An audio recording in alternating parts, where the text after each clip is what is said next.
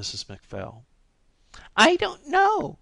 Mrs. Davidson took off her pince nez and wiped them. "When he is on the Lord's work, I never ask him questions." She sighed a little. "What is the matter?" "He'll wear himself out. He doesn't know what it is to spare himself."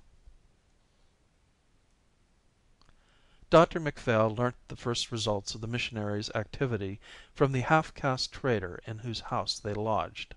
He stopped the doctor when he passed the store, and came out to speak to him on the stoop. His fat face was worried.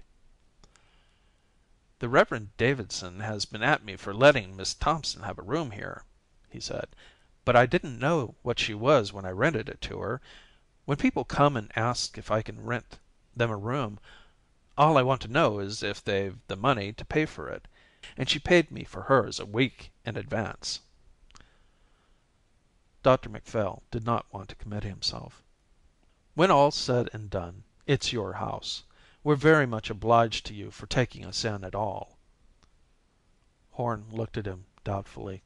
He was not certain yet how definitely McPhail stood on the missionary's side. "The missionaries are in with one another," he said hesitatingly. "If they get it in for a trader, he may just as well shut up his store and quit." "Did he want you to turn her out?" "No. He said so long as she behaved herself he couldn't ask me to do that. He said he wanted to be just to me. I promised she shouldn't have no more visitors. I've just been and told her." "How did she take it?" "She gave me hell." The trader squirmed in his old ducks. He had found Miss Thompson a rough customer. "Oh, well, I dare say she'll get out. I don't suppose she wants to stay here if she can't have anyone in." "There's nowhere she can go. Only a native house, and no native will take her now, not now that the missionaries have got their knife in her." Dr. McPhail looked at the falling rain. "Well, I don't suppose it's any good waiting for it to clear up." In the evening, when they sat in the parlor, Davidson talked to them of his early days at college. He had had no means, and had worked his way through by doing odd jobs during the vacations. There was silence downstairs. Miss Thompson was sitting in her little room alone. But suddenly the gramophone began to play. She had set it on in defiance, to cheat her loneliness, but there was no one to sing, and it had a melancholy note. It was like a cry for help. Davidson took no notice. He was in the middle of a long anecdote, and without change of expression went on. The gramophone continued. Miss Thompson put on one reel after another. It looked as though the silence of the night were getting on her nerves. It was breathless and sultry. When the McPhails went to bed, they could not sleep. They lay side by side with their eyes wide open, listening to the cruel singing of the mosquitoes outside their curtain. "What's that?" whispered Mrs. McPhail at last. They heard a voice, Davidson's voice, through the wooden partition. It went on with a monotonous, earnest insistence. He was praying out loud. He was praying for the soul of Miss Thompson. 2 or 3 days went by. Now when they passed Miss Thompson on the road, she did not greet them with ironic cordiality or smile. She passed them with her nose in the air, a sulky look on her painted face, frowning, as though she did not see them. The trader told McPhail that she had tried to get lodging elsewhere, but had failed. In the evening she played through the various reels of her gramophone, but the pretense of mirth was obvious now. The ragtime had a cracked, heartbroken rhythm, as though it were a one-step of despair.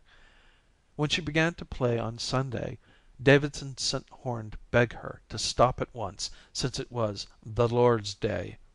The reel was taken off, and the house was silent, except for the steady pattering of the rain on the iron roof.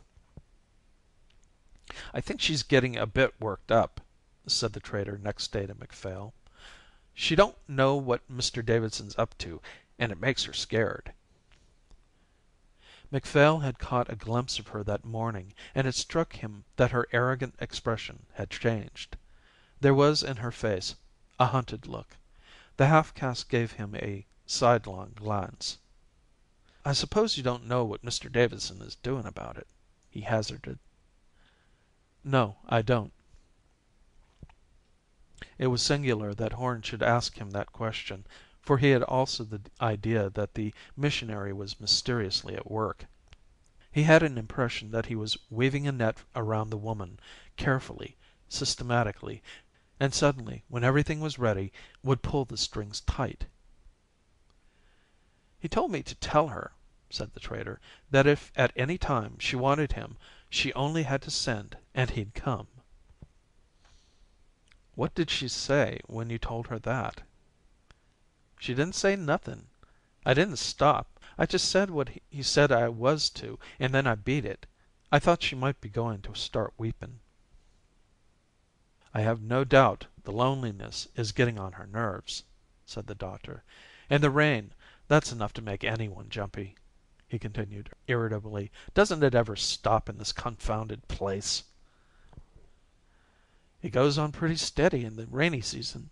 We have 300 inches in the year. You see, it's the shape of the bay. It seems to attract the rain from all over the Pacific." "Damn the shape of the bay," said the doctor. He scratched his mosquito bites. He felt very short-tempered. When the rain stopped and the sun shone, it was like a hothouse, seething, humid, sultry, breathless, and you had a strange feeling that everything was growing with a savage violence.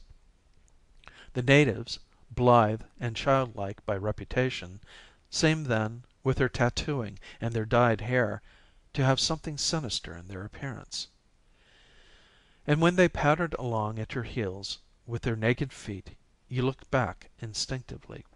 You felt they might at any moment come behind you swiftly and thrust a long knife between your shoulder blades. You could not tell what dark thoughts lurked behind their wide-set eyes. They had a little the look of ancient Egyptians painted on a temple wall, and there was about them the terror of what is immeasurably old. The missionary came and went.